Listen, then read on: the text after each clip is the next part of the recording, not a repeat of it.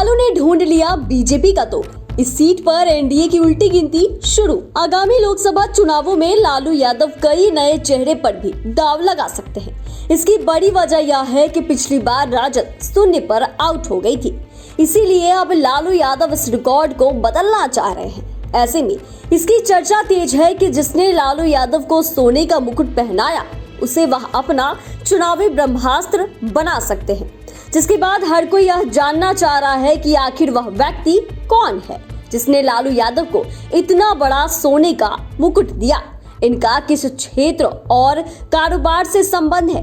क्या इनका कोई राजनीतिक कनेक्शन भी है? ऐसे तमाम सवाल है जो लोग सोच रहे हैं। तो आइए इस वीडियो में इन सभी सवालों पर चर्चा करेंगे।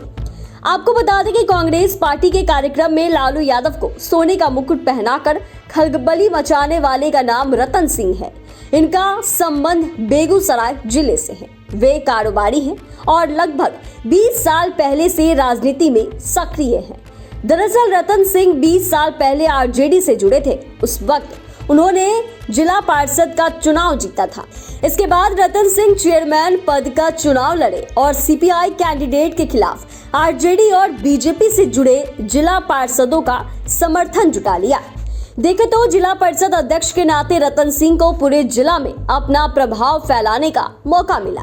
इसीलिए उन्होंने पिछले 2 दशक में जिला परिषद की राजनीति नहीं छोड़ी। इसके कारण रतन सिंह की बेगूसराय में अपनी पहचान है। इस दौरान उन्होंने राजद और बीजेपी दोनों से मधुर संबंध बना कर रखा है। यहाँ आपको यह भी बता दें कि 2004 के लोकसभा चुनाव में बलिया लोकसभा सीट के लिए आरजेडी ने जिन 2 नामों पर विचार कर रहा था, इसमें से एक रतन सिंह भी थे। लेकिन बाद में लालू यादव ने यह सीट गठबंधन में रामविलास पासवान की लोजपा को दे दिया, जिसकी वजह से रतन सिंह लोकसभा चुनाव लड़ते लड़ते रह गए। वैसे 2004 के बाद भी कई बार रतन सिंह का नाम उछला, लेकिन कभी टिकट नहीं मिला। फिर देश और प्रदेश में एनडीए की सरकार बन गई, लेकिन इस दौरान भी रतन सिंह का जलवा कम नहीं हुआ और वो एक के बाद एक जिला परिषद चुनाव जीतते रहे। फिर ऐसा समय आ गया कि रतन सिंह को बीजेपी और सीपीआई के अलावा सारे दल अपना ही मानने लगे। कभी वो आरजेडी के लगते, कभी वो जदयू के लगते, तो कभी कांग्रेस के लगते। वहीं उन्होंने भी अपनी इमेज ऐसी बनाकर रखी कि वो सबके हैं। यहाँ यह बताना जरूरी है कि रतन सिंह का प्रभाव बेगूसराय जिले के हर इलाके में है। बेगूसराय, मटिहानी, तेघड़ा और चेरिया बरियारपुर विधानसभा सीट भूमियार वोट की बहुलता के कारण रतन सिंह इन सीटों पर काफी लोकप्रिय है।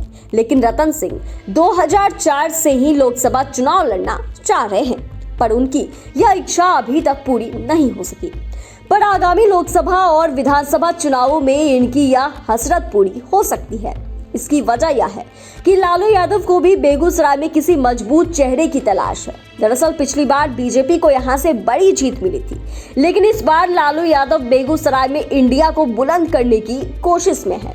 हालांकि बेगूसराय लोकसभा सीट पर सीपीआई का दावा है, लेकिन सीटों का तालमेल नहीं हुआ तो यह आरजेडी के हिस्से में आ सकता है। इसकी बड़ी वजह यह है कि सीपीआई के बाद इस पर कांग्रेस दावा ठोक सकती है। वैसे भी पिछली बार इस सीट से सीपीआई की तरफ से लोकसभा चुनाव लड़ने वाले कन्हैया कुमार कांग्रेस में हैं, लेकिन लालू यादव की यह कोशिश रह सकती है कि तेजस्वी यादव के सामने कोई युवा विकल्प नहीं बने। ये वो राजनीतिक स्थिति है जिसमें कांग्रेस और आरजेडी के सामने रतन सिंह एक मजबूत विकल्प हो सकते हैं। वैसे भी रतन सिंह का कांग्रेस के प्रदेश अध्यक्ष अखिलेश सिंह से मधुर संबंध है।